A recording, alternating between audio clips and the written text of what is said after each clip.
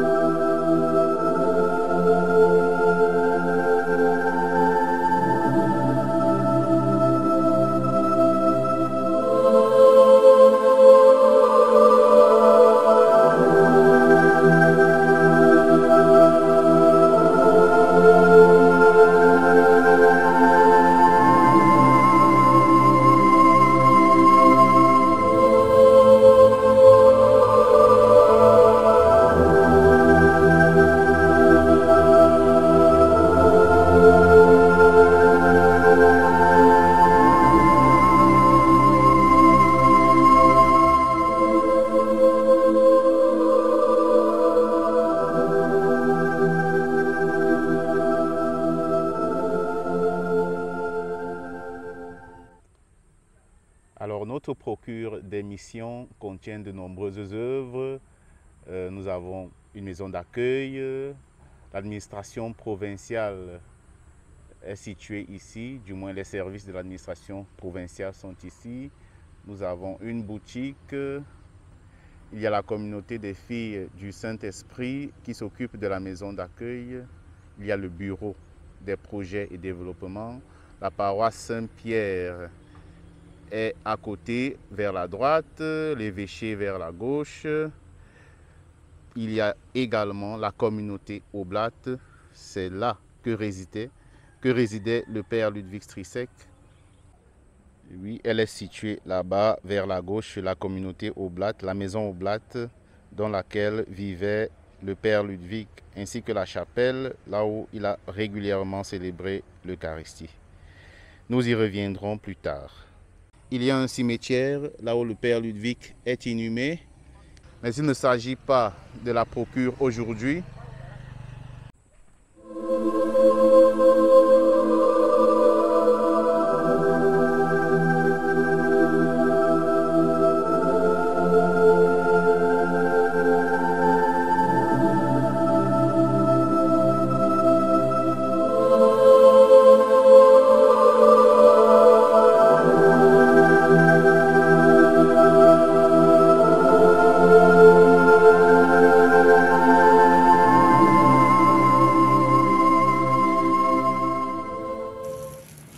Alors même s'il ne s'agit pas de parler de la procure aujourd'hui, il sied néanmoins que nous vous montrions ces choses pour que vous voyiez les chemins qu'empruntait le père Ludwig chaque jour, l'endroit où il garait la voiture, la chapelle où il priait, la maison où il vivait, les travaux qu'il supervisait. Ici à la procure, il y a quelques travaux que le père Ludwig a supervisés et sans plus tarder, nous allons vous les montrer.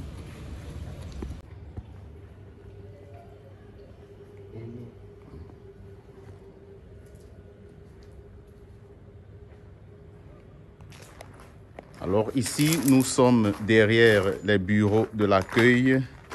Vous voyez cette grande véranda qui peut servir aussi pour l'accueil quand il y a beaucoup de gens. Avant, le toit n'était pas là, ce qui fait que le soleil frappait dur. Et vous savez qu'ici à Garoua, le climat est très chaud. Alors le père Ludwig a supervisé l'installation de ce toit. Ce qui fait que maintenant, on peut s'abriter ici, on peut rester là à l'abri des rayons de ce chaud soleil.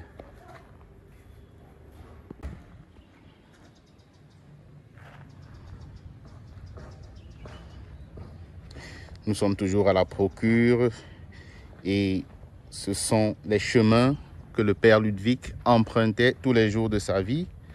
Et entre autres travaux supervisés par lui, nous avons la buanderie que vous pouvez apercevoir là-bas.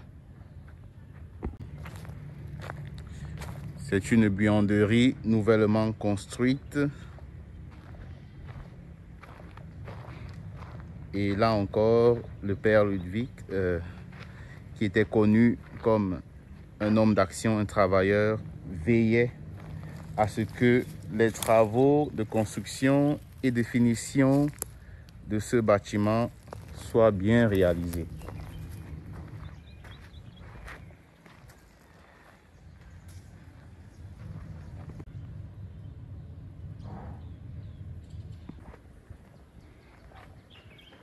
Voici un autre projet supervisé par le père Ludwig, le Djaoleru Omi. Et comme vous pouvez le voir, c'est un hangar qui peut servir de salle de rencontre. C'est un endroit où on peut prendre du café, où on peut être ensemble à l'abri des rayons du soleil. Et là aussi, le père Ludwig a veillé à ce que tout soit bien fait.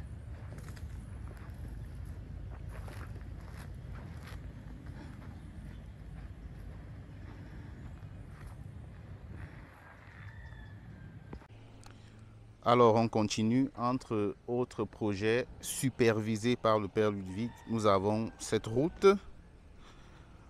Vous pouvez bien voir qu'elle est faite de ciment et de pierre. Avant, la route était en terre, presque abîmée par l'érosion en saison de pluie.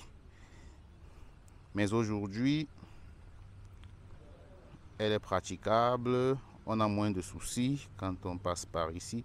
Et cette route relie aussi la procure des missions à l'évêché qui se trouve là-bas.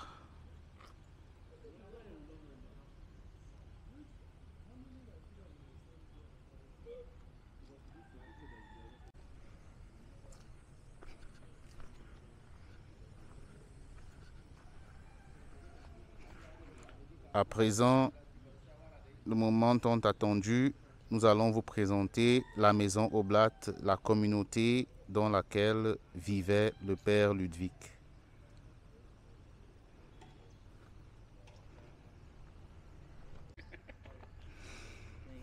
Alors, on va commencer par ce mini boucaro. Le père Ludwig aimait bien s'asseoir ici. Et c'est ici que, avec beaucoup de joie, il appelait les gens par leur nom en leur disant « Viens ici ». C'était ça un peu sa signature.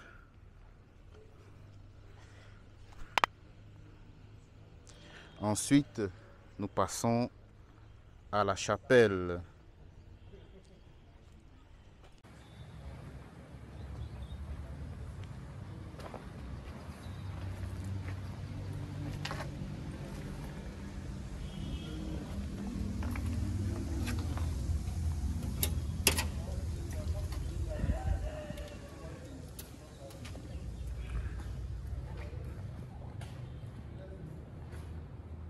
Voici donc la chapelle et c'est ici que le père Ludwig priait tous les jours.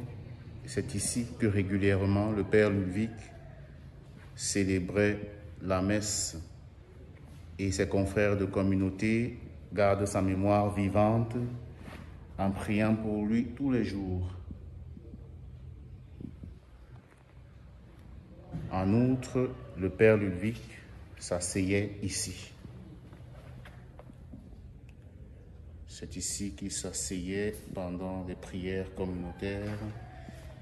C'est ici qu'il s'agenouillait pour prier devant le Seigneur. C'est sur cet autel qu'il a régulièrement célébré la messe.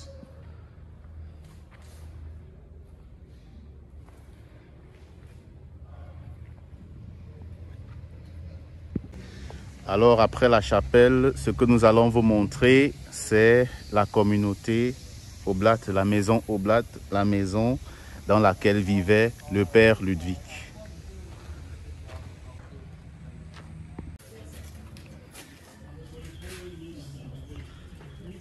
Et donc ici, c'est le salon, l'endroit où le père Ludwig fraternisait avec ses confrères de communauté et avec tous les confrères travaillant à Garoua, notamment dans la zone Garoua Centre. Et c'est ici qu'il s'asseyait pour fraterniser. Le père Ludwig aimait beaucoup regarder les informations à la télé. Et c'est cette télé qu'il regardait.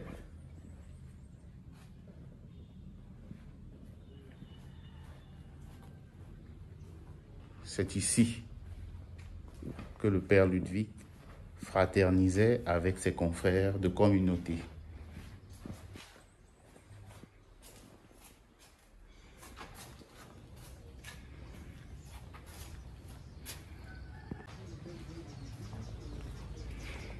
Après le salon, nous allons vous montrer maintenant le réfectoire. Et les portes que vous apercevez à la gauche, ce sont des chambres occupées par les confrères lorsqu'ils sont de passage.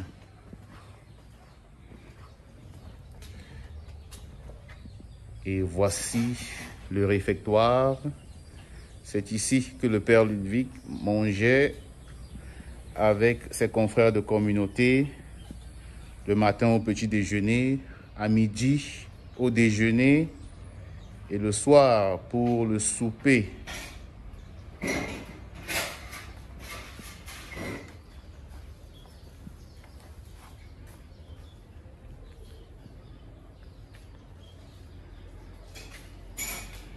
C'est cet endroit que le père Ludwig fréquentait cet endroit tous les jours pour être avec ses confrères et partager.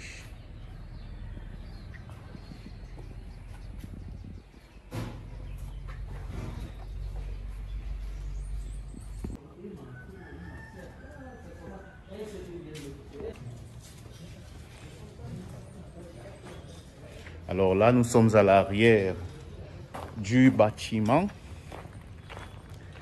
Et je vous montre en passant ce chantier que le père Ludwig supervisait aussi. Et là, c'est un parking à première vue.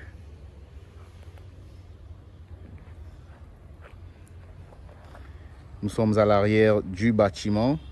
Et à présent, je m'en vais vous montrer la chambre où dormait le père Ludwig.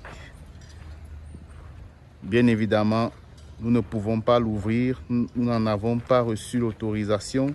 Et d'ailleurs, pour ce faire, c'est toute une procédure. Et donc, nous ne pourrons pas montrer l'intérieur.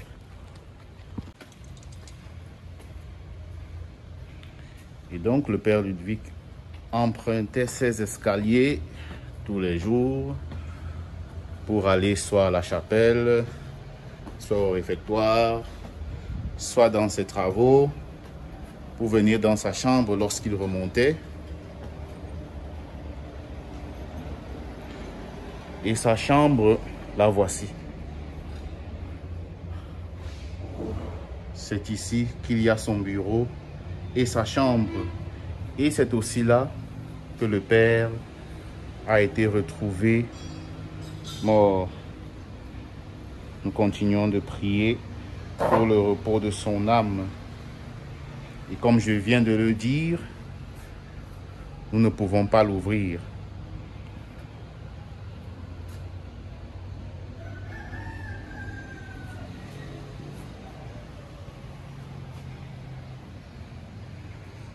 Et voilà ce que le père Ludwig regardait tous les jours quand il sortait de sa chambre.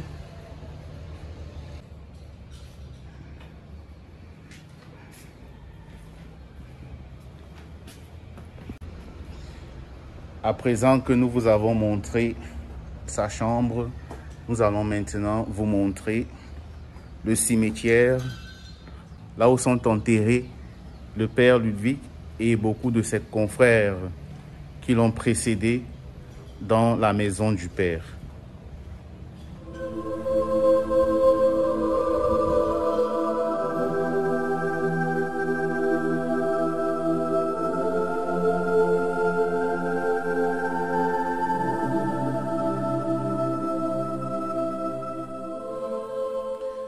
Alors, de manière générale, le père Ludwig, comme nous l'avons dit, était un homme d'action.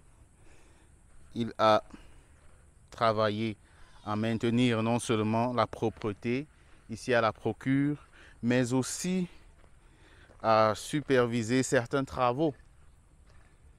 Il a aussi veillé à ce que certains arbres soient plantés ici.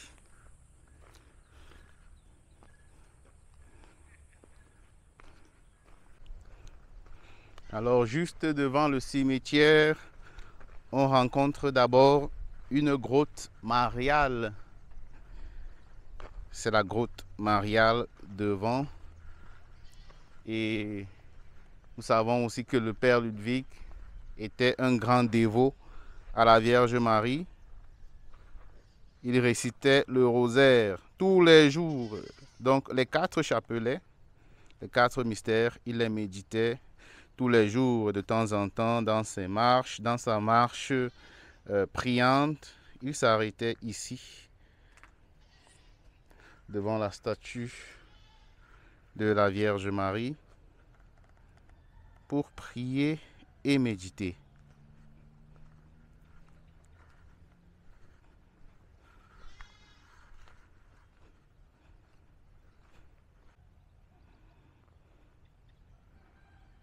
À présent, nous nous dirigeons vers le cimetière.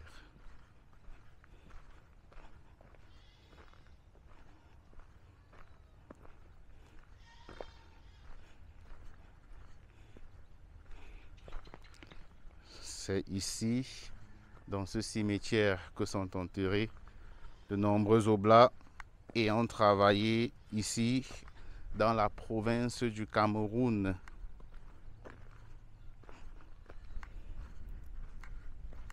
Et devant le cimetière, il y a quelques versets, quelques paroles pour nous aider dans la méditation, tandis que nous allons prier devant le tombeau de nos êtres chers.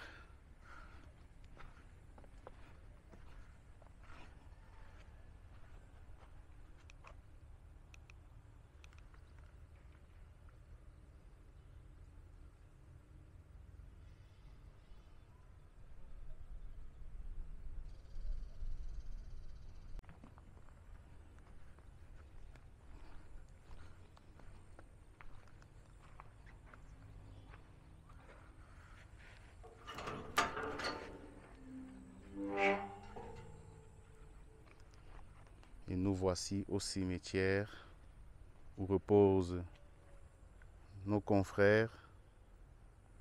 Je vais éviter de trop parler pour ne pas troubler la quiétude priante, le silence qui habite ce cimetière. À présent, nous nous dirigeons sur le tombeau du père Ludwig.